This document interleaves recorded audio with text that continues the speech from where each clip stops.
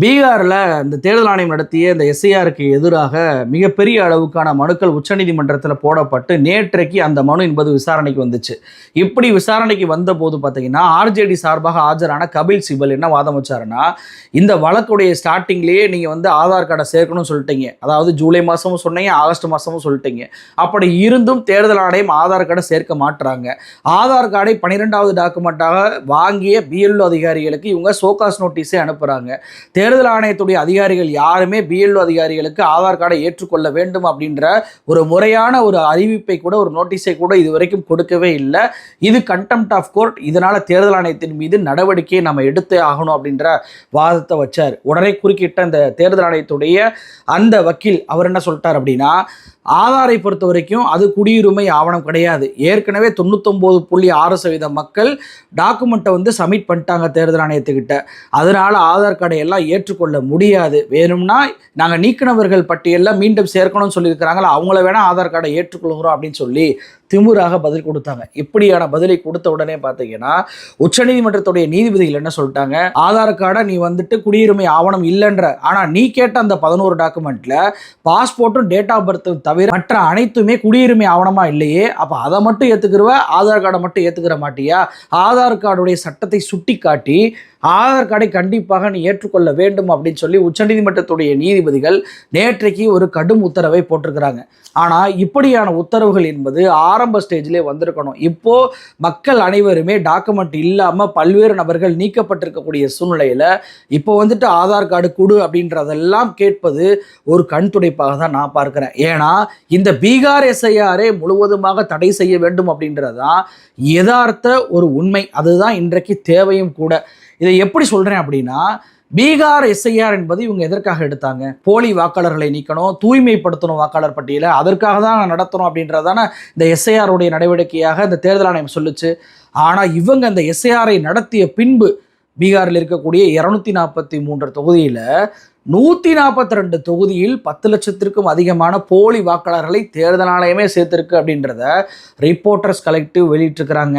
ஆரம்ப கட்டத்தில் பார்த்தீங்க அப்படின்னா வெறுமன 39 தொகுதியில் மட்டும்தான் இவங்க ஆய்வுகளை பண்ணாங்க.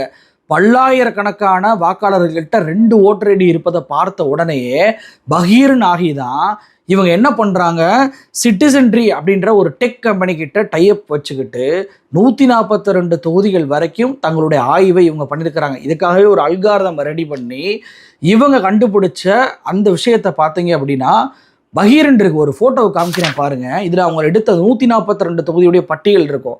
இதில் 4 வகையாக 2 ஓட்டர் ஐடி கொடுக்கப்பட்டிருக்கு அப்படின்றதை அவங்க வெளியிட்டிருக்கிறாங்க. எப்படி அப்படின்னா, அதாவது நேமு ஒரே மாதிரி இருக்கும், அதுக்கு நேமு கீழே ஹஸ்பண்ட் நேமோ இல்லை ஃபாதர் நேமோ உறவினர் நேமோ இருக்கும்ல, அதுவும் ஒரே மாதிரி இருக்கும். ஆனால் ஏஜ் மட்டும் பார்த்தீங்க அப்படின்னா 0லேருந்து 5 வயசுக்குள்ளே மாற்றி மாறி இருக்கும். அதாவது ஒரு ஓட்டர் ஐடியில் 1 வயசு இருக்கும், இன்னொரு ஓட்டர் ஐடியில் 2 வயசு இருக்கும். இப்படி அந்த வயது வித்தியாசத்தை மட்டும் மாற்றி இவங்க கொடுத்த 2 ஓட்டர் ஐடிகளோட எண்ணிக்கை மட்டும் எவ்வளோ தெரியுமா? 5.56 லட்சம் பேரா.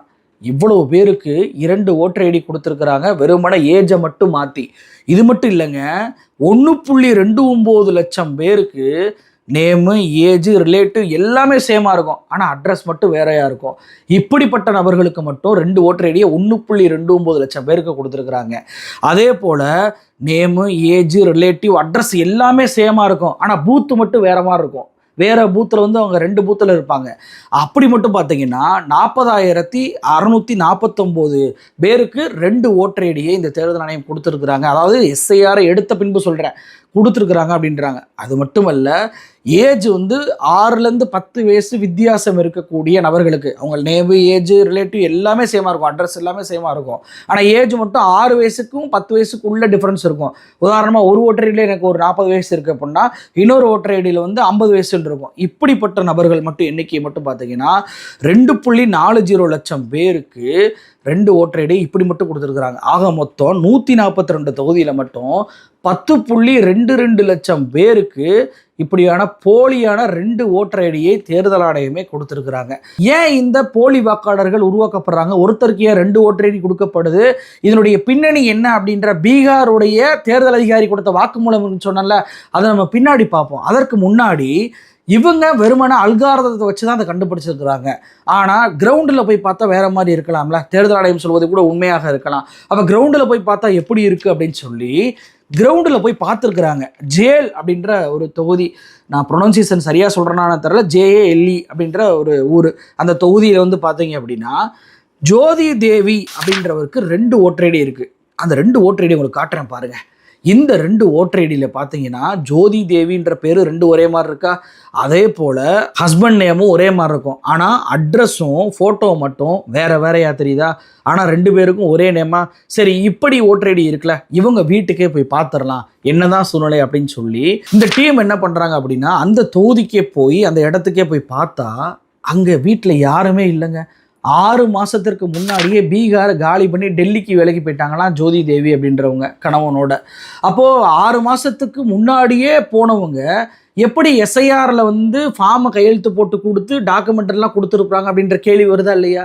அப்போ சம்மந்தப்பட்ட நபர்கள்ட்டையே டாக்குமெண்ட்டை வாங்காமல் சம்மந்தப்பட்ட நபர்கள்ட்டே கையெழுத்து வாங்காமல் தான் இவங்க எஸ்ஐஆரை நடத்துகிறாங்க அப்படின்னு சொல்லிட்டு ஜோதி தேவி ஆதாரமாக இருக்கிறாங்க இல்லையா? அந்த வீட்டில் புல்லு முளைச்சி போய் கிடக்கு, அந்த அளவுக்கு அந்த வீட்டில் இருக்குது.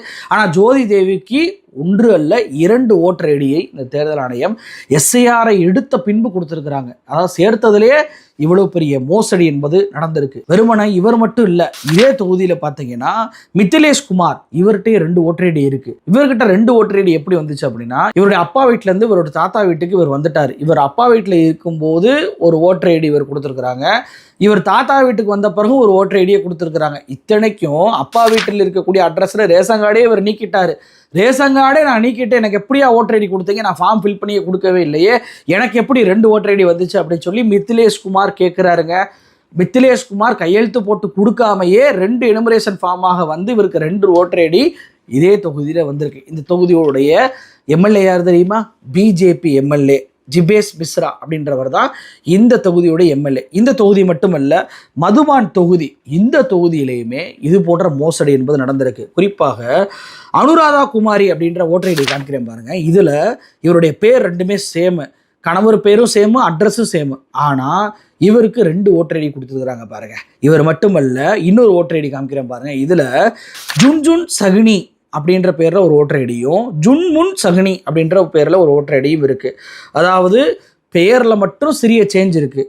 அதே போல் வந்து பார்த்தீங்கன்னா ஃபோட்டோவில் சிறிய சேஞ்ச் இருக்குது. ஆனால் அவருடைய உறவினர் பேர், அவருடைய ஏஜு, அவருடைய அட்ரஸ்ஸு எல்லாமே ஒரே மாதிரி இருக்குது. அவர் ரெட்டை குழந்தையா பிறந்திருந்தால் மட்டும்தான் இது வாய்ப்பு இருக்குது. ஆனால் ரெட்டை குழந்தையா அப்படின்னு சொல்லி கேட்டால் எதுவும் இல்லை. அப்போ இதுவும் ஒரு போலியாக ஒரே நபருக்கு 2 ஓட்டர் ஐடியை கொடுத்துருக்குறாங்க அப்படின்றத தெரியுதா? எல்லாருக்குமே 11 டாக்குமெண்ட்டை கொடுத்து தான் நீங்கள் வந்து வாங்கியிருக்கிறீங்க, வெளியிட்டிருக்கிறீங்க டிராஃப்ட் லிஸ்ட் அப்படின்னா எப்படி இந்த பேருக்கு மட்டும் 2 ஓட்டர் ஐடி வந்திருக்கு? அதற்கு பதில் இல்லை. அதுக்கப்புறம் நிர்மலா தேவி, இவங்க வந்து பார்த்தீங்கன்னா இவங்களுடைய ஓட்டர் ஐடி காட்டுற 2 ஓட்டர் ஐடி இருக்குது. 2 ஓட்டர் ஐடியிலுமே கணவர் பேர் ஜிஜேந்திர ராம் தான். ஆனால் ஒரு ஓட்டர் ஐடியில் பெண் படம் இருக்குது, இன்னொரு ஓட்டர் ஐடியில் ஆண் படம் இருக்குது. அப்போ ஒரு ஓட்டர் ஐடியில் வயசு 40 இருக்குது, இன்னொரு ஓட்டர் ஐடியில் வயசு 39 இருக்குது. ஒரு ஓட்டர் ஐடியில் டோர் நம்பர் வந்து 12 இருக்குது, இன்னொரு ஓட்டர் ஐடியில் டோர் நம்பர் 129 இருக்குது. இப்போது இந்த ஓட்டர் ஐடியில் இருக்கக்கூடிய ஆண் படம் இருக்குது தெரியுமா? இந்த ஆண் படம் தான் பார்த்தீங்கன்னா ஒரு போலி வாக்காளருடைய அடையாளம் போல. ஏன்னா இந்த ஆண் படத்தை வச்சு இவருக்கு தாடி இருக்கிற மாதிரி, தாடியை வலிச்ச மாதிரி அப்படின்ற பேரில் மட்டும் 3 ஓட்டர் ஐடியை உருவாக்கி இருக்கிறாங்க இந்த தேர்தல் ஆணையம். அதாவது அந்த 3 ஓட்டர் ஐடி காமிக்கிறேன் பாருங்க. இவர் அந்த போட்டோவின் பேரிலேயே இந்த 3 ஓட்டர் ஐடிகள் என்பது உருவாக்கப்பட்டிருக்கு. அப்போது நான் என்ன கேட்குறேன் அப்படின்னா, நீங்கள் 2 தொகுதியை மட்டும் உங்களுக்கு நான் ப்ரூஃபாக காமிச்சிருக்கேன் கிரவுண்ட் லெவலில் அவங்க எடுத்ததை. இது போக 142 தொகுதியிலையும் 10.22 லட்சம் பேருக்கு 2 ஓட்டர் ஐடியை தேர்தல் ஆணையம் கொடுத்துருக்குறாங்க. சாதாரண விஷயம் கிடையாதுங்க இது. அது எப்படி இவ்வளவு பேருக்கு 2 ஓட்டர் ஐடி கொடுக்க முடியும்? அப்போ இது தேர்தல் ஆணையம் திட்டமிட்டு செய்த ஒரு சம்பவம் தான் நான் சொல்லுவேன். ஏன்னா இதை சாதாரண ரிப்போர்ட்டர்ஸ் கலெக்டிவ் அப்படின்ற ஒரு அமைப்பே ஒரு அல்காரத்தை செயல்படுத்தி கண்டுபிடிக்க முடியுதில்ல. அப்போது தேர்தல் ஆணையத்தில் இதை கண்டுபிடிக்க முடியாதா அப்படின்னு சொல்லி கேட்டால் ஏற்கனவே எலக்ட்ரானிக் ஓட்டர் லிஸ்ட் அவங்கள்ட்ட இருக்குது, ஈஸியாக கண்டுபிடிக்க முடியும். அது போக 2022ஆம் ஆண்டே டூப்ளிகேஷன் ப்ராசஸ் அப்படின்ற ஒரு மெத்தட் இந்த ஒரு சாஃப்ட்வேர் என்பது தேர்தல் ஆணையத்துக்கிட்ட வந்திருக்கு. அப்போதே 1 கோடி வாக்காளர்களை அவங்க இந்த மெத்தடை பயன்படுத்தி நீக்கினாங்க. அப்போ இந்த மெத்தடை வச்சே இவங்க எஸ்ஐஆரை நடத்த தேவையில்லை, நாடு முழுவதும் வாக்காளர்களை நீக்கிடலாம், டூப்ளிகேட் ஓட்டு இதெல்லாம் அப்படின்னு சொல்லி. ஆனால் நீக்கலை, ஆனால் எஸ்ஐஆர் நடத்துகிறாங்க. அதன் பின்னணி தான் பிஜேபியோட பின்னணி, அந்த வாக்குமூலத்தை நான் சொல்கிறேன். அப்போது இந்த டூப்ளிகேஷன் ப்ராசஸை வச்சு இந்த 10.22 கோடி பேருக்கு இருக்கக்கூடிய போலி வாக்காளர்களை நீக்கியிருக்கலாம்ல. நம்மளால் கண்ணில் பார்க்கும்போதே தெரியுதுல, ஒரே ஃபோட்டோ இருக்குது, ஒரே பேர் இருக்குது, ஒரே கணவர் பேர் இருக்குது, ஒரு இதில் ஆண் ஃபோட்டோ, ஒரு இதில் பெண் ஃபோட்டோ, அல்லது அட்ரஸ் மட்டும் வேறு இருக்குது, அல்லது வயசு மட்டும் வேறு இருக்குது. இப்படி நம்ம கண்ணால் பார்க்கும் போதே தெரியுது. அப்படின்னா டூப்ளிகேஷன் ப்ராசஸை வச்சு தேர்தல் ஆணையத்தை கண்டுபிடிச்சிருக்க முடியுமா? இல்லையா? முடியும். ஆனால் திட்டமிட்டு பண்ணாமல் இருக்காங்கன்னா இந்த 10.22 லட்சம் பேர் தான் பிஜேபிக்கு ஓட்டு போட போகிறாங்களா அப்படின்ற கேள்வி வருதுல. இது எப்படி நான் சொல்கிறேன்னா, இப்போ தான் இந்த வாக்குமூலம் வருது. பீகாரில் தேர்தல் ஆணையத்தில் வேலை பார்க்கக்கூடிய ஒருவருடைய வாக்குமூலத்தை இந்த ரிப்போர்ட்டர்ஸ் கலெக்டிவ் வாங்கியிருக்கிறாங்க. அதில் அவர் என்ன தெரியுமா சொல்கிறாரு? பொதுவாகவே வாக்காளர் பட்டியலில் டூப்ளிகேட் ஓட்டர்ஸும் டெட் ஓட்டர்ஸும் பீகாரில் காலங்காலமாக இருந்துட்டு தான் வருது.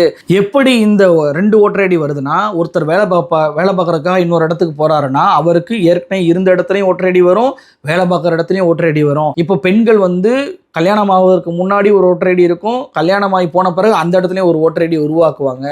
தேர்தல் நேரத்தில் ஒரு அண்டர் கிரவுண்ட் எக்கனாமியே மிகப்பெரிய அளவுக்கு செயல்படும்.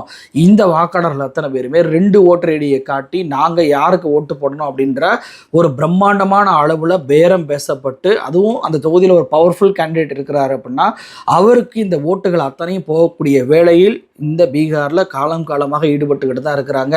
ரொம்ப குறிப்பாக லோக்கல் அட்மினிஸ்ட்ரேஷனுடைய சப்போர்ட் இருந்தால் மட்டும்தான் இந்த 2 ஓட்டையுமே ஒரே நபர் போட முடியும் என்பதற்காக ஆளுங்கட்சி யாருக்கு இருக்காங்களோ அவங்களுக்கு சாதகமாக மட்டும்தான் இந்த விஷயத்தை செய்யவே முடியும் அப்படின்னு சொல்லி அந்த பீகாரில் இருக்கக்கூடிய தேர்தல் ஆணையத்துடைய அதிகாரியே சொல்றாரு.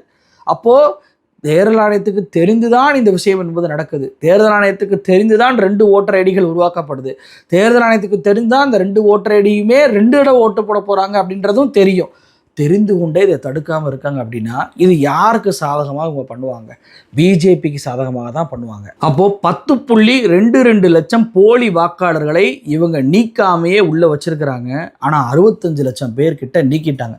நீக்கினதெல்லாம் யாரா அப்படின்னு சொல்லி பார்த்தா எல்லாமே எல்லையோர கிராமங்கள், எல்லையோர பகுதிகளில் இருக்கக்கூடிய மக்களை தான் உணிக்கிறாங்க. குறிப்பாக சீமாஞ்சல் பகுதியில் இருக்கக்கூடிய இஸ்லாமியர்கள் அவங்களுடைய வாக்குகளையும், ஒடுக்கப்பட்ட மக்கள் அவங்களுடைய வாக்குகளையும், வெள்ளத்தால் பாதிக்கப்பட்ட எல்லையோர பகுதி மக்களுடைய, ஏழை மக்களுடைய வாக்குகளையும் தான் இவங்க நீக்கியிருக்கிறாங்க அப்படின்றதான் தற்போது வெளியாக இருக்கக்கூடிய ஒரு செய்தி. இவங்க அத்தனை பேருமே மோடிக்கு எதிராக ஓட்டு போடுவாங்க, மோடிக்கு சாதகமாக இந்த ஓட்டுகள்லாம் வராது அப்படின்றத திட்டமிட்டு பிளான் பண்ணி தான் இவங்க நீக்கிக்கிறாங்க அப்படின்றது தெரிய வருதா இல்லையா? அந்த டேட்டாவுமே இப்போ வெளியே வந்திருக்கு. அப்போது எஸ்ஐஆர் என்பது போலி வாக்காளர்களை நீக்குவதற்காக அல்ல. எஸ்ஐஆர் என்பது எதற்காக கொண்டு வரப்பட்டுச்சுன்னா, மகாராஷ்டிரா தேர்தலையும் ஹரியானா தேர்தலையும் இது போன்ற வாக்காளர் பட்டியலில் முறைகேடு பண்ணி தான் பிஜேபியை ஜெயிக்க வச்சுருக்கோம் அப்படின்றத காங்கிரஸ் கட்சி மோப்பம் பிடிச்சிட்டாங்க. அதனால தான் பயந்துக்கிட்டு மறுபடியும் பிரச்சனை வந்துடக்கூடாதுன்றதுக்காக எஸ்ஐஆரை இவங்க நடத்த ஆரம்பித்தாங்க பீகாரில். அதாவது அதிகாரப்பூர்வமாக எஸ்ஐஆரை நடத்தி அதிகாரப்பூர்வமாகவே வாக்காளர் பட்டியலுக்குள்ளே சேர்த்துடலாம் அப்படின்றதான் இவங்க பிளான். ஆனால் இந்த எஸ்ஐஆருக்கு பின்பு தான் ராகுல் காந்தி மகாதேவ்புரா அப்படின்ற தொகுதியை வச்சு இவங்க வாக்காளர் பட்டியலில் பண்ண மோசடியை வெளியிட்டார். இப்படி வெளியிட்ட பின்பு தான் அதிகாரப்பூர்வமாக, அதாவது மறுபடி குறை சொல்லிடக்கூடாது, நாங்கள் எஸ்ஐஆரை நடத்திட்டோம், இனிமே இந்த போலி வாக்காளர்கள்லாம் இல்லை அப்படின்றதை காட்ட வேண்டும் என்பதற்காக நடத்தப்பட்ட அந்த எஸ்ஐஆர் என்பது போலி வாக்காளர்களை சேர்ப்பதற்காக மட்டும்தான் அப்படின்றது ராகுல் காந்தி வெளியிட்ட பின்பு தற்போது நாட்டு மக்கள் அத்தனை பேருக்குமே உடஞ்சி போச்சு. அப்போ இதனால தான் உச்சநீதிமன்றத்தில் கேஸ் போட்டும் கூட அங்கே போயிட்டு நாங்கள் ஆதார் கார்டை எடுத்துக்கிற மாட்டோம், அது குடியுரிமை ஆவணம் இல்லை, நாங்கள் குடியுரிமை ஆவணத்தை செக் பண்ணுவோம், நாங்கள் எல்லா பக்கம் கிரவுண்டில் போய் தான் ஃபார்மை கொடுத்து ஃபார்மை ஃபில் பண்ணி வாங்கியிருக்கோம், எல்லா ஃபார்மை 99.6% ஃபார்முகளை எங்களுக்கு கொடுத்துட்டாங்க, டாக்குமெண்ட்டை கொடுத்துட்டாங்க அப்படின்னு சொல்லி பொய்யான தகவல்களை மீண்டும் மீண்டும் இந்த தேர்தல் ஆணையம் கொடுத்துட்டே இருக்காங்க. யாரையுமே இவங்க கிரவுண்டில் போய் பார்க்கல அப்படின்றத ஜோதி தேவி அவருடைய வீட்டில் புல் முளைச்சதை அம்பலப்படுத்தி விட்டுருச்சா இல்லையா? 6 மாதமே வீட்டில் இல்லாதவர் எப்படி ஃபார்ம் கொடுத்துருப்பாரு? தன்னுடைய தந்தை வீட்டில் இருந்து தன்னுடைய தாத்தா வீட்டுக்கு வந்த மித்திலேஷ்குமார் எப்படி ஃபார்ம் கொடுத்துருப்பாரு? எப்படி ஒரு பெண் ஓட்டர் ஐடியில் ஆண் ஃபோட்டோ வருது? அந்த ஆண் ஃபோட்டோவை எப்படி தாடி இல்லாமல் பல இடங்களில் வருது? எப்படி ஃபோட்டோ சேமு, நேமு சேமு, எல்லாமே சேமாக இருக்குது? எப்படி 2 இடத்துல அவங்களுக்கு பூத்தில் வந்து அவங்களுக்கு வந்து ஓட்டர் ஐடி எடுத்து கொடுக்குறீங்க?